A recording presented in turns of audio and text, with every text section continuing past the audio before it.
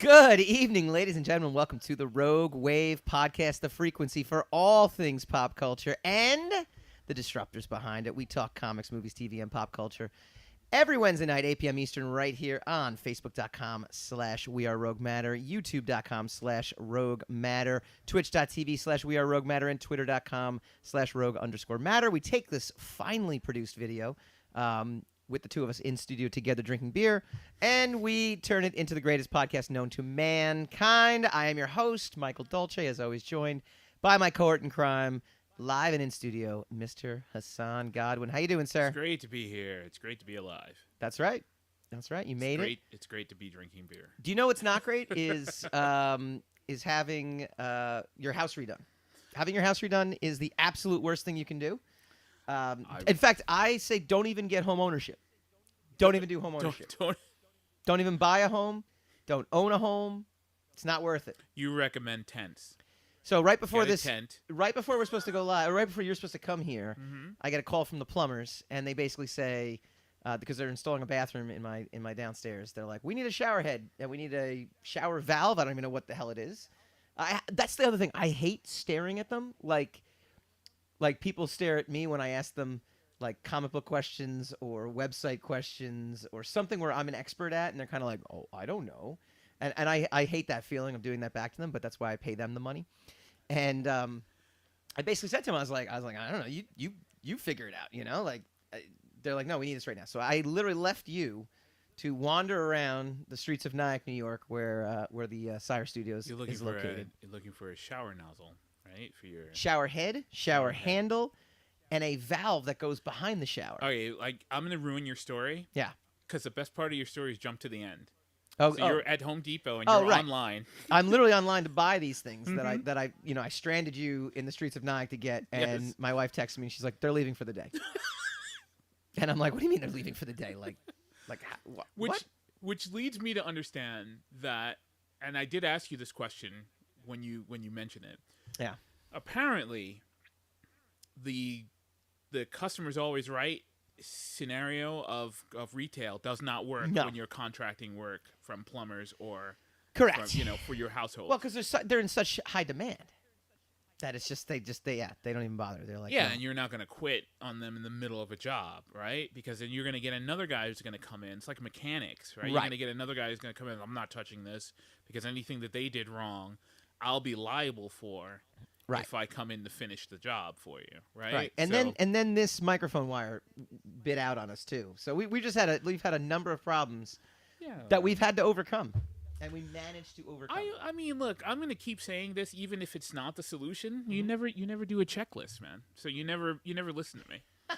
And that's my solution to everything is a checklist. But here's the thing, checklist. There's no such thing as a checklist. When you have everything on the checklist, they just don't work. I mean, well then, but like when they work the week before, you come back, you haven't touched anything. But here's the thing: when you have a checklist and something on your checklist stops working, you put a red mark next to it, and then you know to replace the thing on your checklist. Correct. Which I will now do today. That's what I'm saying. Today. But next time, do it before I get here. We have a pre-pro checklist, and everything was there, and it was working as of last week. I put everything away. We come back. Not working this week, so all right. It's the trials and tribulations that are me. Yes, and owning a home and running an office and running a podcast, all of it is I don't recommend doing anything. Yeah, we shouldn't do. I recommend nothing. Okay, so there's no inspiration. This is not the inspirational show. This is not the how-to anything. Don't own a home. Don't do a podcast. Don't start your own business. Right. Don't start a family. No, That's no family. All the things you're saying. No, nothing. Yeah. Understood. Basically, everything. Just don't do. Just don't do a single thing. Which basically, those are all the things I haven't done. So correct. I'm living life correctly. You are. I'm doing. You are. Right. You are master of your domain. Okay. Well. You are king of the castle. In comparison, yes. In comparison. I wouldn't say that on my own. Except for your mic thing is like floppy, so it's a little flaccid actually looking. There we go. Now it looks. Don't worry. What is that called again? That's because of the beer. No. What is? Excellent. Excellent. If I knew what that was called, I wouldn't tell you because that would be indicative of me having that problem prior to this. And I'm not going to admit to that. Very good point. All right. We've got a great show tonight. We are going to be talking some She-Hulk. Did you actually see the She-Hulk season finale, Mike? I did. Okay. I did. We're going to be talking some She-Hulk. All right. So I'm not just going to be winging it for you. No. All right. Excellent. No. Excellent. I have mixed feelings, but we'll get to that next Of course segment. you do. But I mean, like, I think that kind of episode, that last episode, is the kind of episode that gives anybody mixed feelings.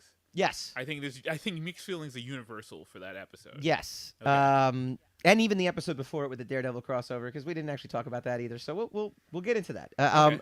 I'm not poo-pooing it. I know. But I'll tease everything Even else. if you were, it'd be all. You'd kind of all understand. grist for the mill. You'd kind of understand, right? Yes, I understand. Go right. ahead.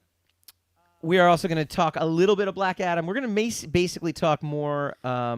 Have you heard most of the stuff that's coming out about Black Adam? Have you read stuff? I've tried to stay away from it, but for the purpose of this show, I want to talk a little bit about what it represents because Walter Hamada is now leaving, and they still have not found a replacement. No, they have not. And interested in Black Adam, though?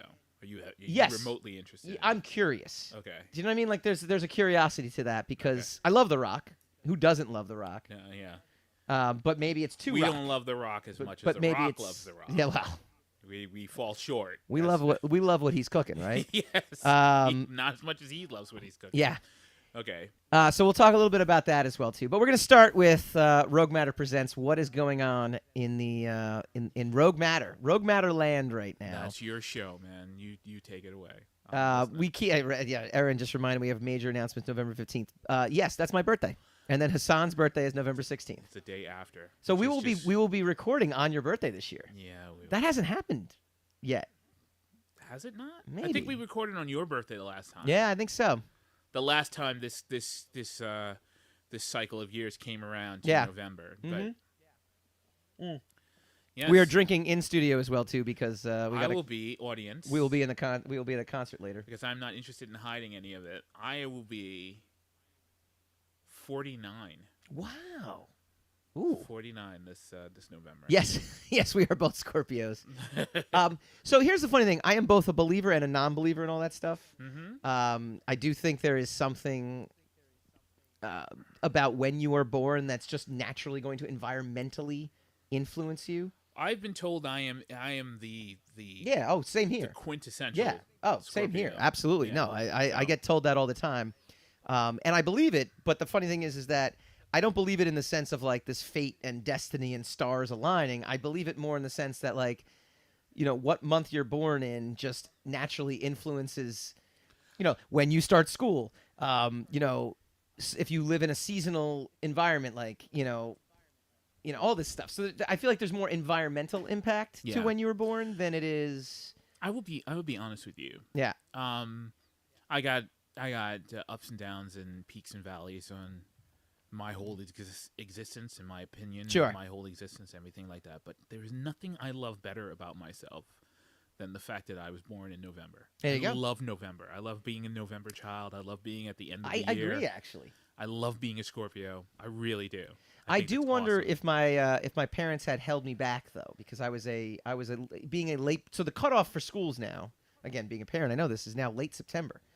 You can't start like kindergarten if you were born October 1st.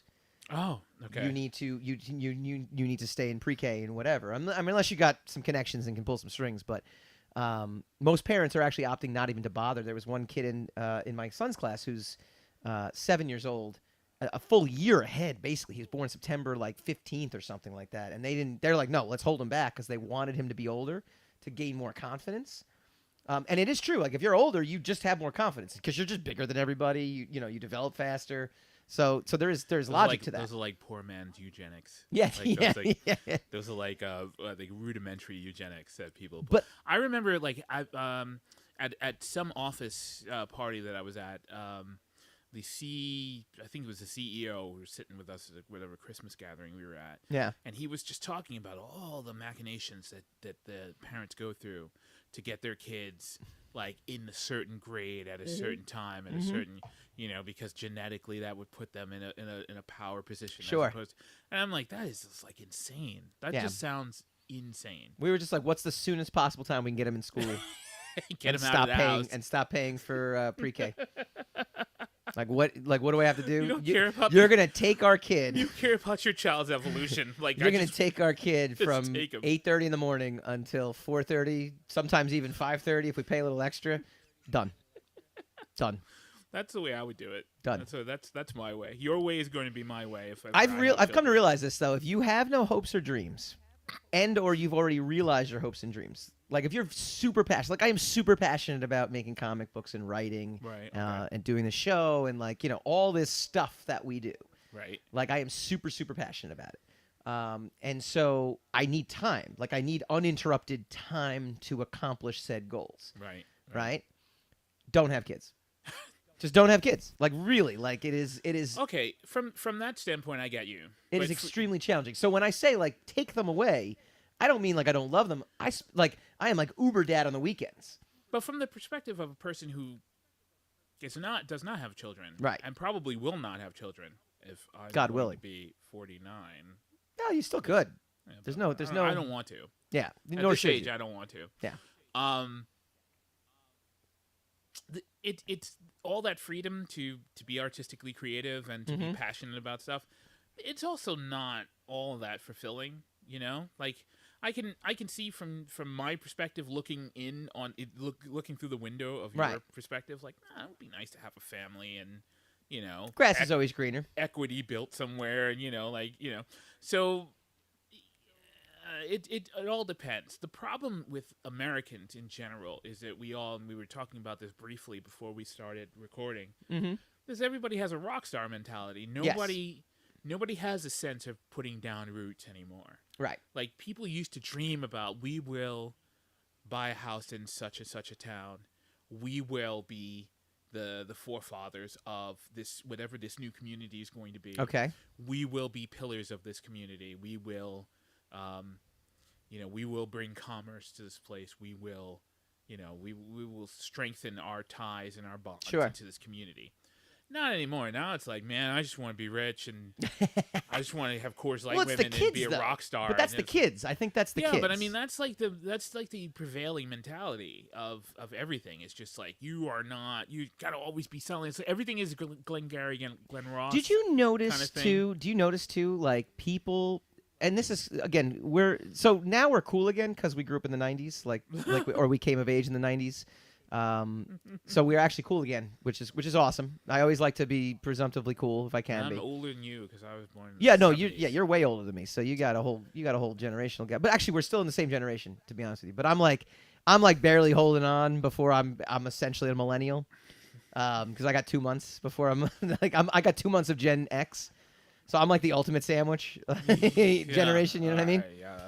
Yeah. And I find it hilarious because when we grew up in the 90s, it was don't sell out, don't be a sellout, don't give in to like marketing and advertising and branding. And now this entire generation that's growing up, all they care about is working on their brand. Yeah. And they're not even worried about becoming people anymore. Be the brand right. yourself. No, I'm saying not even just be the brand. That is like they are just brands, not people. Like, they are literally just brands. It sort of started with us because everything, like, the whole idea of meme culture started with us. Mm-hmm. Like, because we were parodies of the 80s, hysteria. The mentality of the 80s of, like, I remember when I was a kid, and nobody remembers this when I say this, but the prevailing... part of the zeitgeist, people were talking in TV shows or in real life or whatever. It's like, we're not going to have a child until we make our first million. I just remember that vividly, that mentality. It's like, I remember we had promised we weren't going to have children until we make our first, and then it was like a notion that so-and-so had been betrayed, either the wife or the husband had been betrayed because the woman had become pregnant. And either by design of the husband or by design of the wife, they had ruined the plans because we have not made $1 million yet. Therefore, we are behind schedule. We are screwing the whole thing up. Sure. And I'm like, when I was young, I thought that was just the way that things were supposed to be. When I got older, I'm like, wait a minute, making $1 million is not That's not a real expectation of anything. If you waited to make $1 million before you did anything, you wouldn't really accomplish anything at all.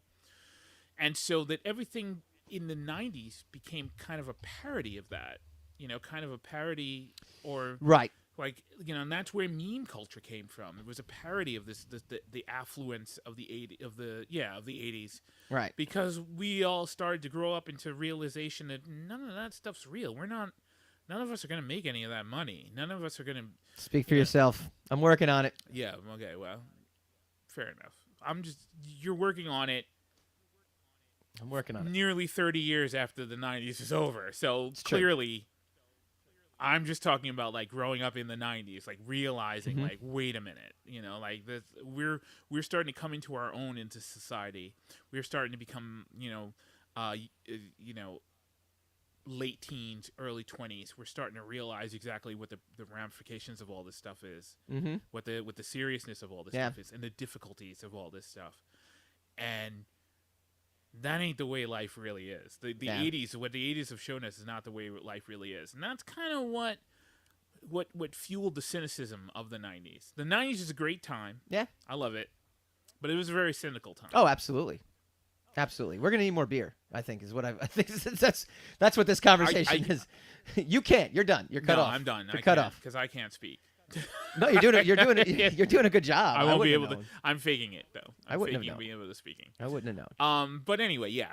As you were saying, as being children of the 90s, everything is cool. I was saying that you got to go to roguematter.com because everything must go. We're going to get some user accounts going by November 16th. Consume it now. All content on the web will be free. But actually, rather talk. Did I step all over your Rogue Matter? No, you didn't actually. Aaron, our fearless producer, told us that we had a major announcement November 16th, and I just talked about the fact that it was your birthday. And that's where this goes. No, it's the 15th. That's your birthday. The 16th. Right. Oh, is yes. mine. Right. We're gonna be broadcast. Right. Aaron, the producer, is like, shut him up so we can get this promoted. So here's a little behind the curtain too. We might even push the major announcement to January 1st. It might be a January 1st announcement. We're still working things out. Keep drinking. It went from 2015.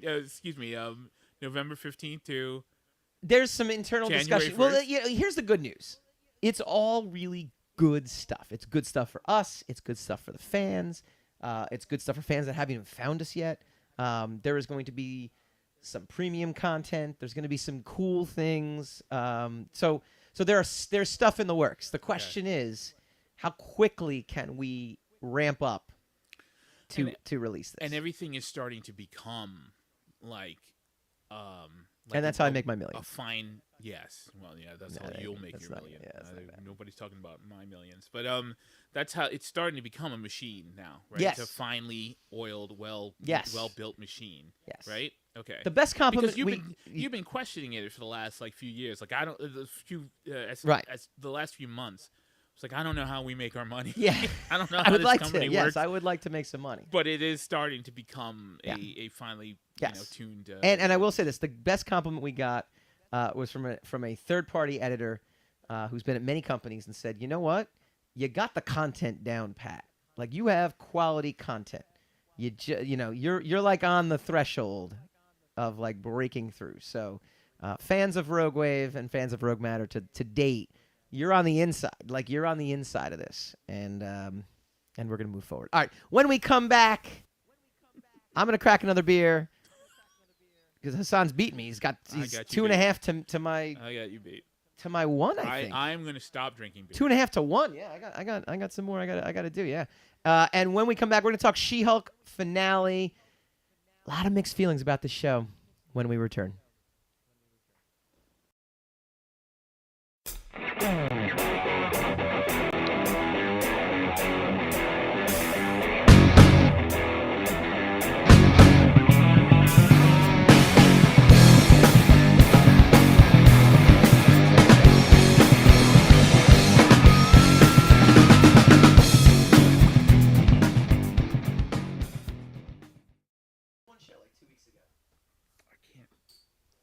Welcome back to the Rogue Wave podcast.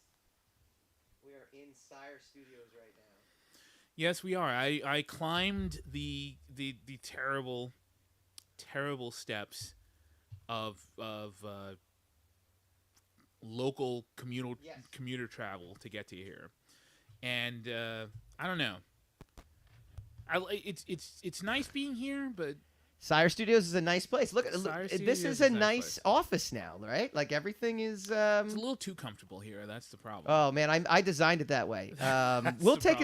You know what I will do? I will take a video, take like an aerial shot, and I will gladly next week show off some videos. You do have a very Rosenbaum, inside of you style here. Oh yeah. Like I've shown you some of those. Oh yeah. Yeah, where he's just got. He's got a sofa and everybody's really chilled out and, and drinking and talking. This is exactly. This is what I envisioned, was having this nice. You've accomplished it. Yeah, you've succeeded. I've got my artwork. I've got my accomplishments on the wall. I want my accomplishment. I have a lot of wall space left, though. That's see? True. You do. Glass you do. Half full. A lot of wall space left. I got some of my artwork. I've got a lot of Sire artwork on the wall. You got a giant TV on the wall, yes. even though you don't think it's a giant. Well, it's a TV. 37-inch, and in these days, that might as well be you can get a 60-inch for $200 now. That's true. It's ridiculous. That's true. It's depending ridiculous. on the make. Yeah. Oh, yeah. I mean, I can go to Costco and get a $200 TV. It doesn't have to be name brand. It just has to work, right? Yes. And look cool. You're absolutely right. I have a Roku TV, a smart TV, and I'm terrified it's going to break because they don't make a lot of Roku. No, they don't. Televisions anymore. But all the TVs are smart TVs now. Yes. And I can also get a Roku separately, so let's not even make that an issue. Yeah, exactly right. No, but and right. I mean, even I still have cable. I didn't cut the cord. You didn't? No. Oh. No. I actually really enjoy it. I knew there was something wrong with you. You should cut the cord, dude. But even my Verizon cable box now has Netflix on it and YouTube on it. Really, yeah. So it's just coming down to a point where it's you can just do everything from. We're gonna basically be just doing everything. So, see, here's the problem with just about everything. The revolution won't make up its mind of what it wants to be, right? The revolution doesn't know yet. Yeah, the revolution was cut the cord. Right. All these streaming services. No. Obviously, we're in the age now, a couple of years later, where it's that's not practical. Right. Revolution for comic books where, F the companies, everybody do Kickstarter, Indiegogo. Right. But that's also not exactly right the right business model for everybody. Right. So we are in a state of flux. We are not whatever revolution that we were at the forefront of has stalled. And we're just waiting to see who's got the next best idea. Well, didn't we learn, again, going back to our 90s conversation, the .com bubble was our blueprint for what's going on now. Yeah. Everyone's like, that's the internet. It's going to be huge. I don't know what, that's why I keep asking, how are we making our money? I don't know. But that's what they used to ask. They're like, why is this company worth $1 billion? I don't know, but it's gonna make money. And then all the companies eventually, 6 months later, were like, "Oh yeah, turns out we didn't. we didn't build it. Where were we in Bitcoin 6 months ago? Or crypto. Crypto was the next big thing. Yeah, until it wasn't. Crypto and NFTs. Just, you know what? I'm not gonna make any money in the new world because I have no idea what an NFT or crypto is. Nor should you. That's Web3, but it's there. We just don't know what it is yet. Do you know what doesn't know what it is yet either? She-Hulk.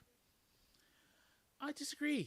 Actually, I disagree with that statement too, but I thought it was as good a hook as I possibly could come up with. That was a terrible segue. Well, no. Was it? Wait, if the statement I made was accurate, it was a great segue, right? In terms of if it worked, if we did correct. Agree that it was a jumbled mess. Correct, but it was then it would have been. It was a very good segue. It just was an inaccurate statement. It was delivered very well. That doesn't qualify as a good segue? Yes, no, I think I think execution-wise, it was executed properly. That would have been a tremendous lead-in to the She-Hulk discussion if what I said was accurate. Fair enough. In any way, shape, or form. Does that make sense? Yes. Okay. But to your point, you've seen it. Yes. You've seen the. What do you think? Where are you going with it? So, this is how I generally rate my shows, and anything I consume, right? I do it by level of excitement. I do it by level of interest. Am I interested in seeing, is the story enough to where I'm like, man, I gotta see the next episode of this thing? As much as I haven't finished Ozark, I'm on pins and needles every time I start an episode because I know it's good. Ozark is one of those things where I'm like, I just literally physically can't take it because I'm exhausted at the end of the day, and the last thing I need is to be mentally stressed out at like 10 o'clock at night before I go to bed. Okay. So I'm if I found that if I get a breather on a weekend, it's like 12 o'clock in the afternoon. I'm like game for anything because now like mentally I'm like, well, I got the rest of the day to decompress if this is too much or whatever the case is. Fair enough.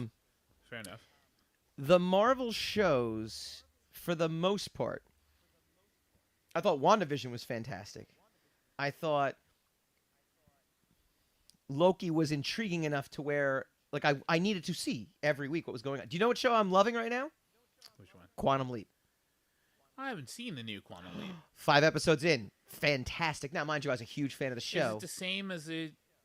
It's a new cast. Yeah, it's updated to 2022, but it ties into the Sam Beckett story. Does it? Oh, it does. So this is a new person doing the same Quantum Leap experiment. Well, no, because he's updated the code, and now he can time travel throughout time now. It's not just in his own lifetime.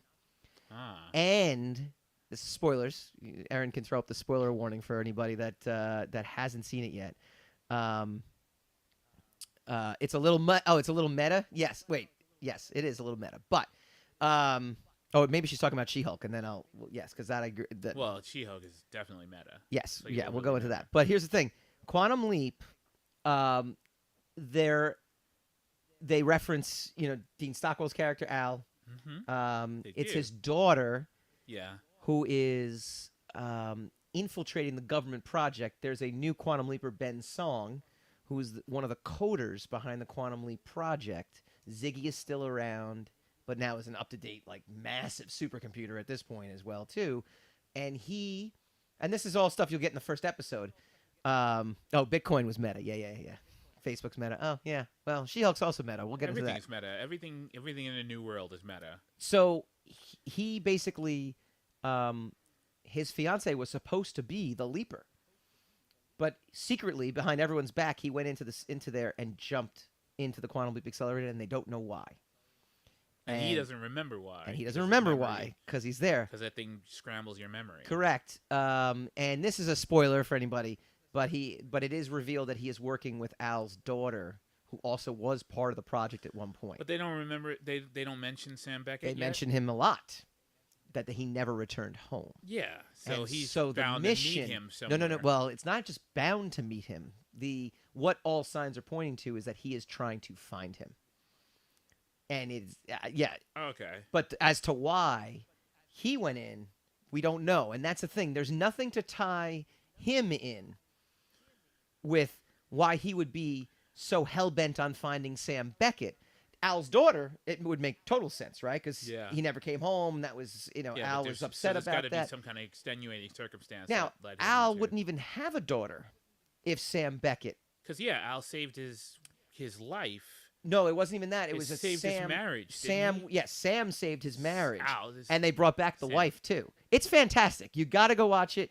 I just vaguely, and I wasn't even really that much of a Quantum Leap fan, but I know things about it. Ernie Hudson's in it, and he plays a pivotal role in it. He's he's the one he heads the. Ernie Hudson is very funny because now he's like the face of like corporate indifference. Yes. All of a sudden. Yes. Like even though he was the everyman working guy in the 80s, and he's grown into like the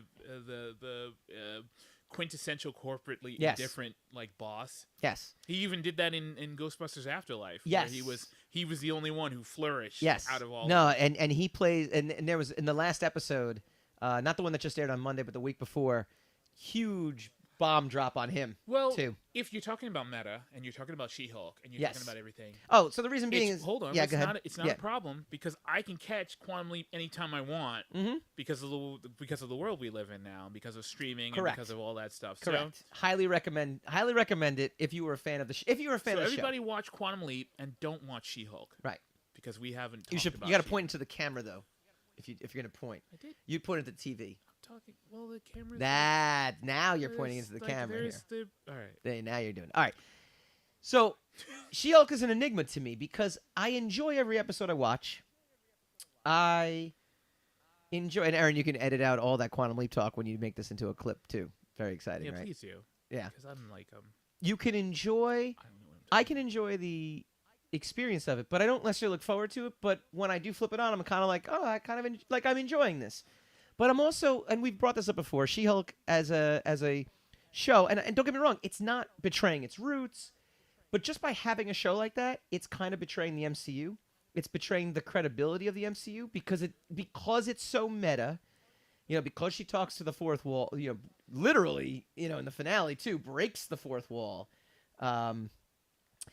There's almost an absurdity to it, and the problem with it is twofold. One, comics have always fought for respectability in other mediums or to be recognized in the outside in general. It's only today where comics have some graphic novels are so well respected in the academic sense of the word, like, oh yeah, graphic novels, oh yeah, very good. 30 years ago, no. I mean, if you were an adult, you'd be like, no, comics are for kids. The art form itself is for kids. Whether that's very debatable.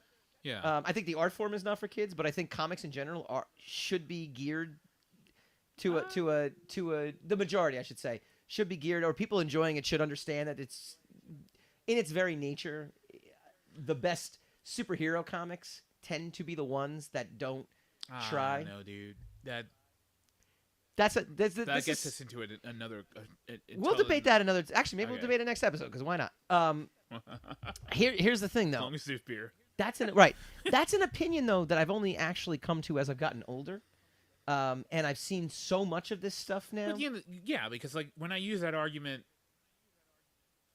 Like when I was 14, I was like, no, this is for Batman's for real. Here's my notion of this in general. Mm-hmm. And I talked to I had like a kind of a family reunion last week, so sure. I got together with some people and we were discussing like being the elders of the family, kind of the weirdness, different dynamic, right? Totally. Weird now, right? And there is an understanding that I have that seems to be lost on a lot of people, and it's just kind of maybe it was a cultural phenomenon back in the day, and it doesn't exist anymore. Mm-hmm. And I respect it. It's a different time, and we're different people, technically. But back in the day when we were growing up, our parents, or the people who were in charge, were not involved in what we were involved in. Correct. We were involved in those things. The things that we were involved in, we primarily exalted in those things, because they were not touched by the adulthood. Correct. They weren't tainted by the authoritarian monsters that were running our lives at the time. And so they didn't step into our world, and we could not step into their world of like responsibility and finances and equity and all that. Mm-hmm. One thing I do champion my generation over all other generations as being able to cope and adjust. And I think the Generation X is the most unique generation because we came from totally analog and switched all the way over to digital. So we weren't born in the digital. Correct. Like all the other generations that came after us. But, and we weren't so far into the analog that we couldn't adjust to the digital, right? So we experience because my first phone was a rotary dial phone. You couldn't even explain a rotary dial phone to a kid now. No, you can't even try to do that, right? You can't even explain a phone that's plugged into the wall for a specific reason, because it's in a landline, and there used to be phone towers above us that had wires on it that people used to hang their shoes on it and stuff like that. Yeah. You can't even explain that kind of world to a youngster. So but the issue that I do have with Generation X, and it's a trend that's spilling over to the other generations. Generation X will not let go. The boomer generation let go. Correct. When I was a boy, I played. I played as a boy, but when I became a man, I threw away boyish things or childish things. Correct. Generation X is not throwing away all these childish things. Millennials too. Yeah, well, we're the ones teaching the millennials not to throw all these things away. These things should be made for me. This is mine. Right? This Boba Fett is not the Boba Fett I grew up with. But it's like, yeah, it's the Boba Fett of your children. Right. It's their dominion. Correct. You're not supposed But that's, to be I think, what I'm talking about. Like, things should be geared in a way, and whether you enjoy it or not, and again, this is an opinion that I never had before until now. We've been inundated with this stuff, and it's become such part of the popular zeitgeist that it's had me actually rethinking everything. It doesn't take away from my ability to enjoy this stuff. It doesn't take away from my ability to want to create stuff, but it definitely alters it in a sense, right? It doesn't take it away, just alters it. And in what way? Like, how does it alter it? It alters it in the sense of I have to amend what my goals are. Sorry, I don't amend the goals. I amend what I'm hoping to achieve with the goals. Because, for example, not to be ambiguous, which is what I'm being ambiguous, the comic book industry, we talked about this, the comic book industry I grew up in does not exist anymore. It does not. Comic books are so minuscule.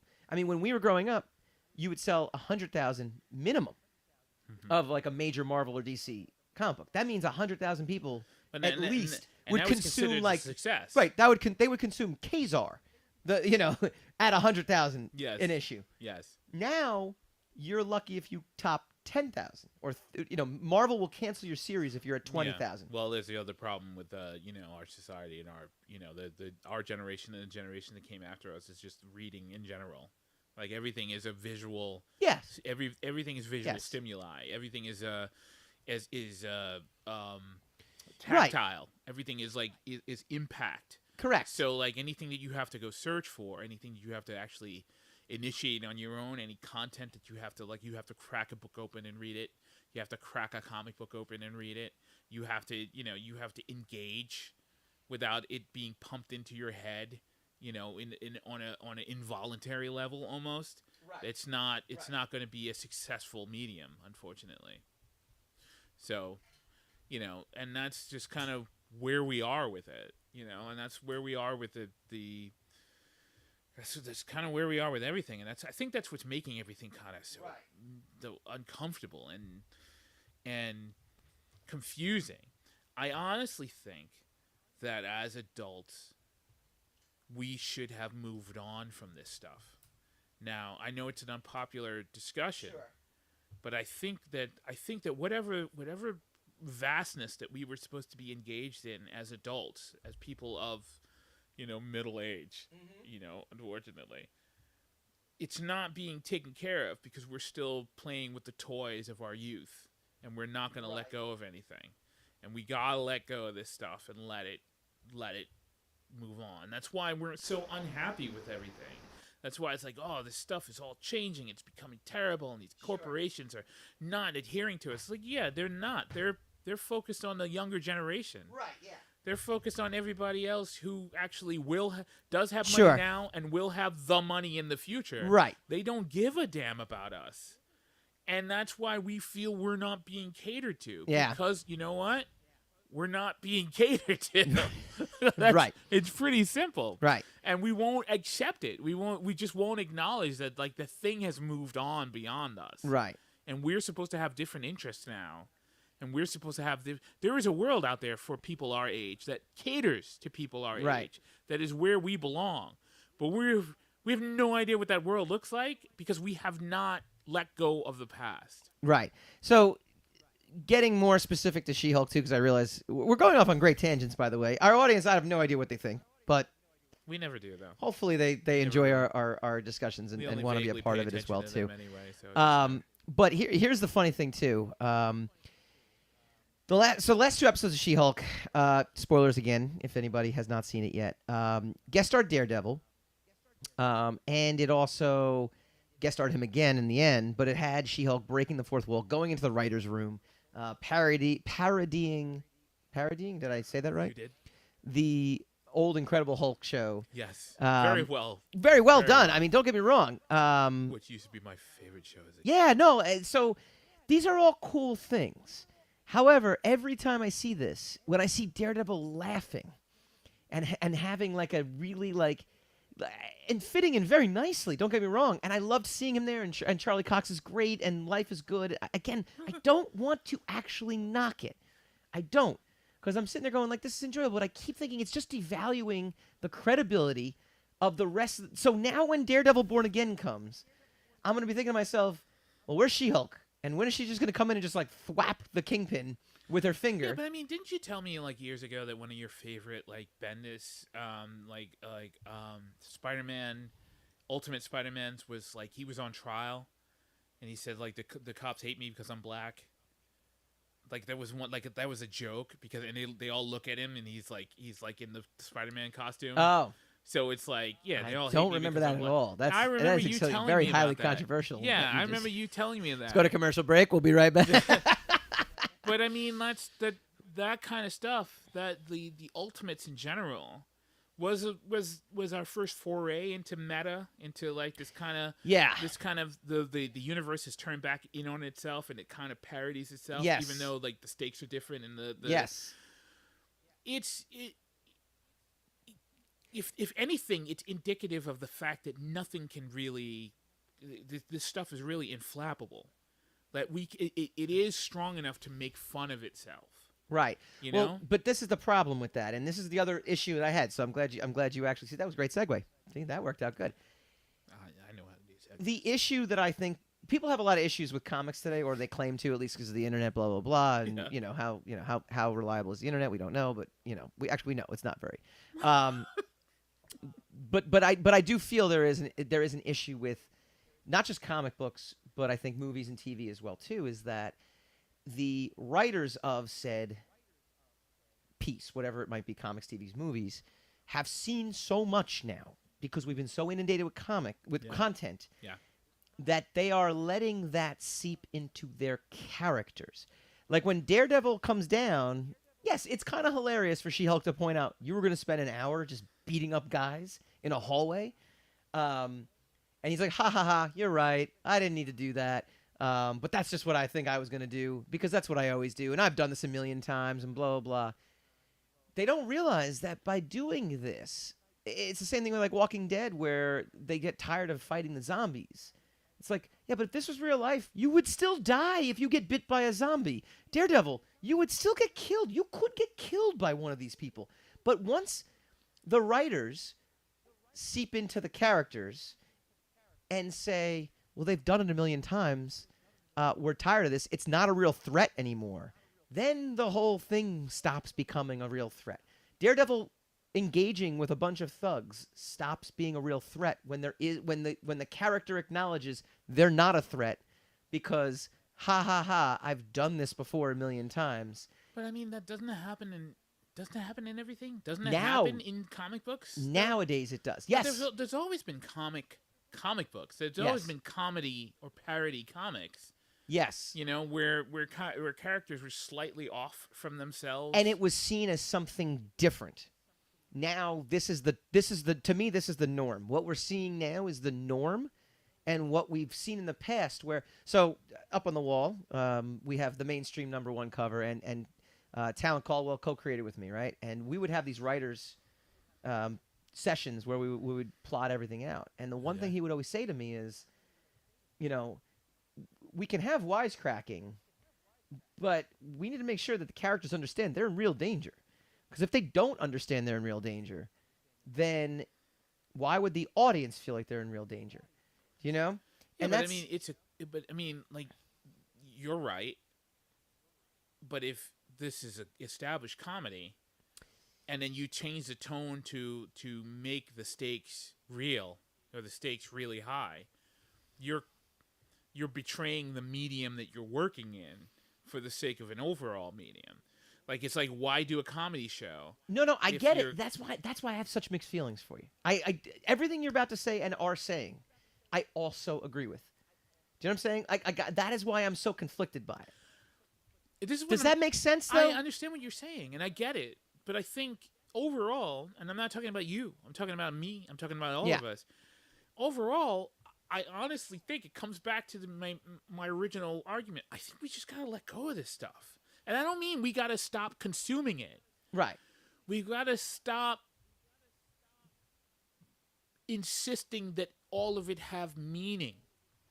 Because it doesn't all have meaning. It means whatever you want it to mean. But it doesn't have to. It doesn't have to mean something universally to all of us. But it's going to lead me to stop consuming it, and ultimately, that's your choice, though. Yes, but then it's also, why does a comic book get canceled after if not enough people are buying? Comic books only get canceled because nobody's interested in it. But that doesn't mean just because you're not interested in it that it's gonna be uninteresting. But I understand from your perspective, you believe it's uninteresting, and everybody else is going to be uninterested. I think that, but you know what? And but I think that has been the case since I've been 14, and the case it's been since I've not been 14, since I've been older. Is I do actually believe, and sometimes right, and sometimes wrong. Most of the time right. Mm-hmm. Sometimes wrong. Sometimes I sit there and go, I don't understand how this is a big hit. Just like you don't understand how I enjoyed Venom. And I did. Yeah, I just did. I still don't. Right. So in that, but ultimately, I think we both have enough of a nose for, because this is what it comes down to also, right? I mean, look, this show is not just two random people talking about like what they like and don't like. Like, we actively create stuff. Like, you know, we have credentials. You know what I mean? Like, we have. I don't have that nose anymore. I'm going to be honest with you. Like, I've been looking around lately, and I'm like, it doesn't really matter what I think and how deep. That's because you're turning 49. How deeply? Well, true. And I'm like, and I'm with my age. You know, I'm not denying my age.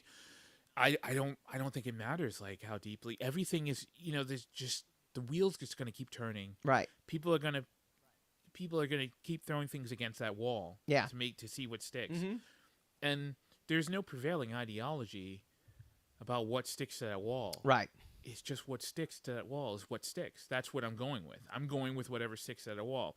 There's no, like, okay, like the overarching wokeness. Anything that's either woke or anti-woke is not the answer. Right. Because if racist or anti-racist. Yeah, if wokeness was the answer, everything would be woke. If anti-wokeness was the answer, everything would be anti-woke. Yeah. It's a combination of two. Correct. It all depends on the zeitgeist. It all depends on. Let me ask you a question, though. Let me ask you a question. Prevailing attitude. Yeah. Right. I don't disagree with that. In fact, I think that was one of our songs. Was all about that. Prevailing points of view is what sets them. You know. Yes. Very. Well, you're talking about the past, so I purge my past. No, as you didn't. It's you listen to Commander Room every single week. I'm happily it's our bumper an music. Old man. I'm an old man. I don't know, but there's no lyrics. There's just music. That's true. Actually, that's a good point. Okay. But I remember back in the day, you actually quoted. You're like because I gave the lyrics to everybody we were talking about backing vocals and whatever, and you came in, you're like, oh yeah, that's what it's about. I was, yeah, it's about prevailing points of view, right? You were very complimentary. I remember that. I did not. You were a younger man. You were a younger man. I'm way younger than that. I'm an old man now. And I don't even know what I was going to say now. I'm glad to cross the threshold. If you like music, right? Yeah. There is a certain level of quality to music that you can just hear. Whereas I'm not going to be judgmental now. I'm not going to judge other people for what they like or don't like, right? I can't control. That's the number one rule. They actually said that in the She-Hulk, like the little group circle, which is a rule I actually absolutely believe, and I wish this particular generation would adhere to it. You can't control what other people think. I wish the people would understand that. They don't, at least on the internet. Again, in real life, I think it's different. Two different worlds. However, I can listen to something in the 70s. I can listen to something in the 80s. I can listen to something into the 90s. I can go across the generations. I can listen to something today, and there is a certain level of quality and execution to something where I go, all right, might not be my thing, but I get it. Like, I totally get it. Right. And then you can also get it when, like, and I'll use my own particular music taste, when a band, it's not that they're not good, but they're not inspired. They're not doing something that is just somehow they're not whatever it is they're doing. It's just okay. Yeah. It's not elevated to this level of, and you can just hear it. You just going through the motions. Yeah. Hear it, right? And going through the motions can sound by numbers, right, and that can even sound harsher than it's meant to. It's not meant to, because they go in there like, we know how to write a song. We know how to do this now, as opposed to, I have this thing inside my head that I need to get out as And it's going to come out, and it's going to be messy and raw and whatever, and you just feel that. And I think that's when I'm judgmental of art.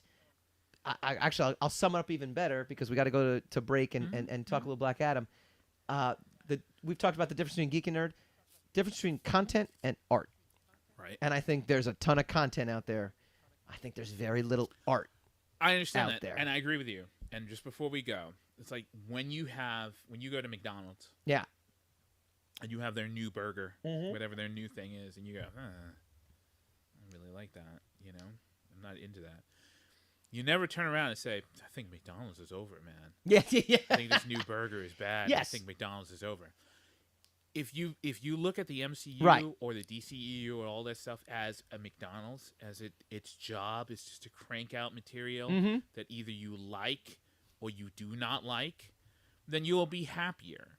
You know, you'll kind of be in the mix with the reality of the situation. The MCU is a money making machine. Right.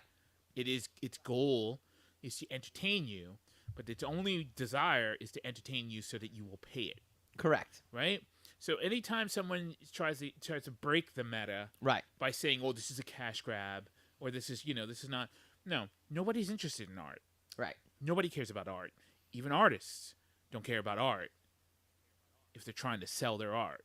It stops being the first thing they tell you is you gotta get rid of your passion about this if you want to sell this, and you just gotta follow the guidelines of whoever's hiring you to do art, so that you could do art. You know, so you Right. can, so you could make imagery so that Right. these people will pay for it. And the MCU is no different from that. And people keep putting this kind of deeper, metaphysical goal to this stuff. Sure. It's supposed to make exalted material that will last, that will stand the test of time and last 100 years. And 100 years from now, we're gonna watch Infinity, and this is when people knew how to make movies. It's not. It's just McDonald's for the big screen. Okay. You know? Yeah. And we got to decide, are we going to keep eating this, or are we going to go on a A diet? lot of content out there, not a lot of art. I don't know where She-Hulk falls into that. I don't know which... She-Hulk is art and not art. I know. To everyone who thinks it's brilliant, it's I know. art. To everybody who thinks it's okay, it's just entertainment. And to everybody who thinks it's crap, it's garbage. That was going to be my lead out. I'm sorry. I'll do it again. Ready? Yeah. A lot of content out there. No, you're right. Not a lot of art. Right. Yeah. I'm not sure which one She-Hulk fits into. What do you guys think? Good one. What do you guys think? Good. Is it content? Is it art? Is there a place for it? We think yes. These are good questions. We think yes, but no at the same time. Coming up next, very quickly, we're going to dive into DC's issues behind the camera and preview Black Adam, which is coming out next week when we return.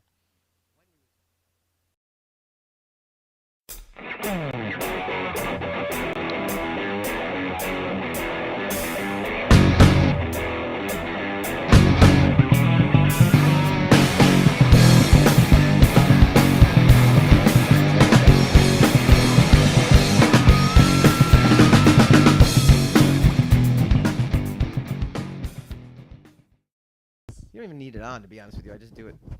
Welcome back to the Rogue Wave podcast. It's been a good show. See, it's good having you in studio. I know it's a pain to get here sometimes. It's only a pain when you don't tell me to hit star at the end of the code to get into the building. That's very true. Because, I wasn't even supposed to give you that code. Because I'm a 6-foot-tall black man in the middle of Rockland County banging on a door, Nyack is very welcoming. In a genuinely quiet town, Yeah. and it attracts a lot of attention. So they're Sometimes, like, what yeah. the heck is that guy doing? Yeah. I think he's trying to break into that place by using a code. So, and also, we're going to talk after this Okay. about that elevator. But we're going to... Oh, yeah. Well, but you learn the elevator. You got to hold the button. Nah, I just went up the stairs. Okay. That's what I do. I don't even bother. I don't even bother with that. All right. Real quick, Black Adam comes out next week. We're Yes, it gonna does. watch it. We're gonna talk about it. We may or may not have Gina Shaw on next week from Cobra Kai. We're trying to get her on as well too. I shouldn't name drop the guests we haven't gotten yet. Shouldn't have done that. If not, we do have Dave the Bearded Menace is going to join us remotely. Oh, that's nice. That's cool. He's got a Star Wars podcast and potentially doing some stuff at Rogue Matter. I told him be on that podcast. I could tell him a thing or two. Oh, you will cross promote. I'll put you on that. Yeah, it'll be good. Right. Let's fix that. And so we'll do our review of Black Adam. But there's a couple things about this that is interesting, and of interest is that Walter Hamada leaves DC Films as Warner Brothers Discovery finalizes his exit, and it kind of puts DC in a very interesting and precarious situation because they don't have their Kevin Feige. Black Adam is one of the last films now that were done pre-Discovery merger. It's not getting great Rotten Tomatoes scores right now. I think what people are generally saying, it's very Rock more than Black Adam, I guess. Is that the... Yeah.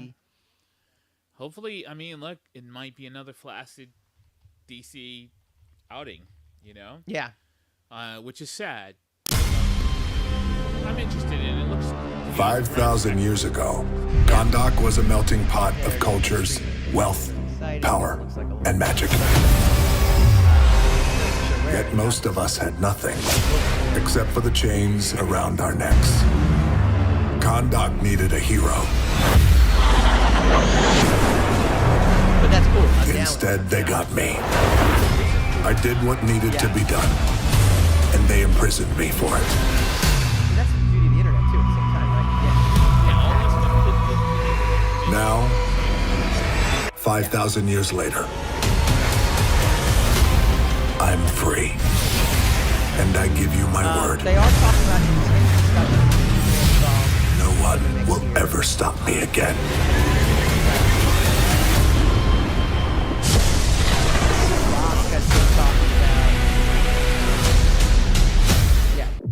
They're developing a new movie starring Harry Cable.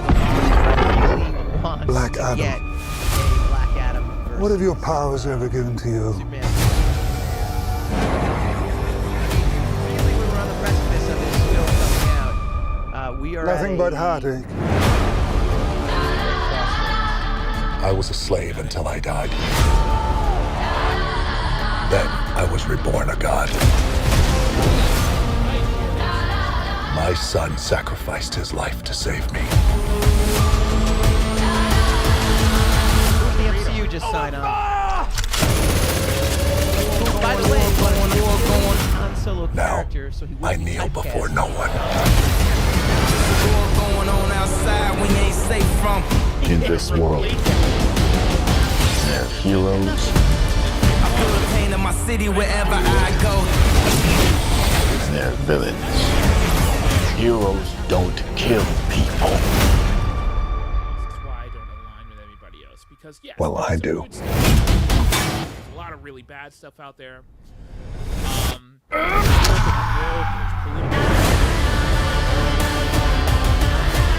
My vision has shown me the future. You have two choices. You can be the destroyer of this world, or you can be its savior.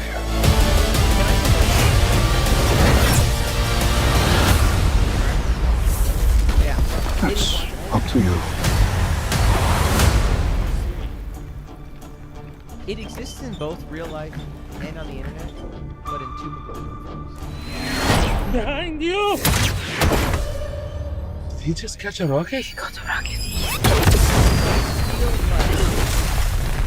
Real life, because you can detect body language, you can detect nuance.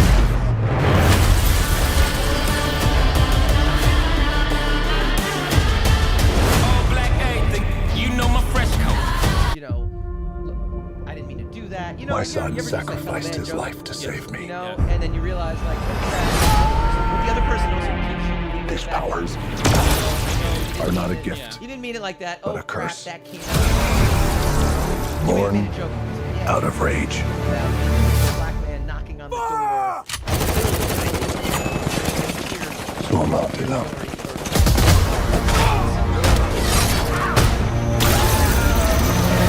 And you're like, no, I get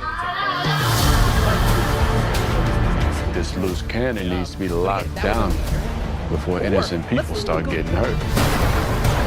He's been asleep for 5,000 years. You find us a cell that can hold him, we'll take care of the rest. Who's on the team? Right. That's the thing. I didn't bring a It doesn't passport. exist in We real life. don't It only need exists in real life. passports. No. We're the Justice Society. a war going on outside when you ain't safe from. Black Adam. We're here to negotiate your peaceful surrender. Heard about at least 3 killings this afternoon. I'm not peaceful. Nor do I surrender. When you go online, you're like, I'm Here in we Italy. go. Everyone's not speaking Italian. I never speak Italian. Yeah. I kneel before no one. You didn't come here to seek justice. You came to exact revenge. And you know what? Don't see a lot. Enemy fire to catch a fight. See, again, if I said never that, said I was a hero. Hey, that's Giving you respect, I expect the same thing. no. You believe you are not worthy, but fate does not make mistakes. I'm fighting for you.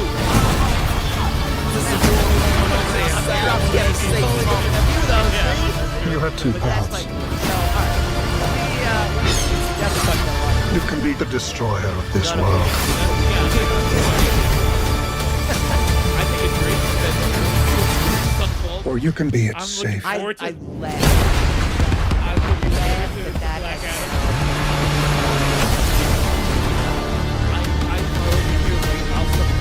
I'm thrilled that Harrison Ford's going to be Thunderbolt. I'm looking forward to Black Adam.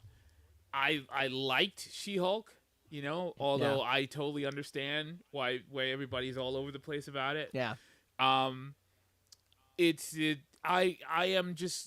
choose to be in a state of awe that any of this exists in the first place. Any of it exists on a level, that's in such an abundance that we get to talk about it on a kind of a semi-regular basis. Let me ask you a quick question before we get out of here, because my initial mental reaction to what you just said was, yes, my 12-year-old self would be super stoked, because my 12-year-old self was super stoked at the idea that there might be a Captain America movie, which turned out to be god-awful and never was released because it was so bad. Yeah. To see where we are now, he'd be thrilled. But my post-12-year-old self, not giving away my age, You're younger. says, That's fair. well, no, I'm just that has nothing to do with Yeah. I'm just keeping it tight. Yeah. Is kind of over it in that sense. That's the thing. And I don't mean that in the sense of like I don't still consume it and I can't still enjoy it. I just mean that like I'm not fighting those battles that I was fighting when I was 12 years old. But that's the thing. You're either over it, right, or you're not over it. Right. Okay. So like there are things that you could look at and say this is not up to my standards of whatever. Right. But then there's also scenes like in The Mandalorian where speeder bike, biker scouts jump off a cliff on a speeder bike, and you're like, that is the coolest thing I've ever seen. Yes. So, I agree. like, I agree. I still try. Because you don't have to try. Success. But that's the thing, you don't have to. When Luke showed up at the end of season 2 of Mandalorian, I'm like, oh my god! I'm saying, I'm not always successful. I can't. I always watched that get 3 there. times. I don't watch anything 3 times anymore. That's what I'm saying. Like I'm still there. I'm still like, this is great. To me. I just want to see this. That was to me like watching like a Hail Mary touchdown pass that you just couldn't believe happened. And just watch it 3 times over again. So I don't know. Yeah. But I guess my point being though is, my question. Sorry, not my point. My question to you is, if you were growing up now, and I know the answer is you don't know because you're not growing up now, would you be so spoiled by it? I don't think so. This is what I'm saying. I'm trying to get I back think you in would touch. be. I'm trying to get back in touch with my childhood. I'm trying to get back in touch with the awe because I think that's what's ruining everything. Is that I'll tell you why you would be spoiled because I would also be spoiled because when I grew up in the early 90s, everything was like the level of quality that was being produced in the comic book and music world was at such a level that I didn't realize what I had until later on when I'm like, oh, you mean that's not the standard? You mean that's not? Yeah, but I mean, look, okay, that's what I'm talking about. Like, there's still the aspect of that's so cool. Yeah. You know, I'm glad I get to tune in every week and see something that cool. Yeah. Right? As opposed to, why are you a shill for these corporations that are just deceiving you? You know why? Because that's not fun. Yeah. Like, to be aware that I'm being deceived It's no fun. Yeah. Of course I'm being deceived. Of course they want my money. Of course. That's the society we live in. I just want to be entertained, but part of the commitment of being entertained is the commitment you make to accept the entertainment. So, All right, well, we'll end on that note. It's been a great show. It's been exciting. I like having you here. We managed to overcome the wire issue. We managed to drink a few beers. Yes, even though you went to the music store and they didn't have any wires. No, they did not. What kind of music store that is? When we get off, I'm on Amazon. I'm ordering a USB. I'm actually ordering an exact wire I purchased. Checklist. Yeah, I know. Well, I know. It's now on my checklist. It's not here. I don't know where the hell it went, but I'm not going to find it. I'm just going to order another one. Make a checklist. When we return next week, we will hopefully have a guest. One way or the other, we will definitely have a guest. We'll talk some Black Adam. Is it the end of the DC universe as we know it? I just had to throw that in. I just had to throw that in there. See, that was sarcasm. Yes. See how it works? If this was messaging, I understand it. the audience would not get it. We'll see you guys. Well, you just have to put the little parenthetical sarcasm there's so much underneath effort in that. Yeah, All right. well, it's just We'll see you guys language. next week.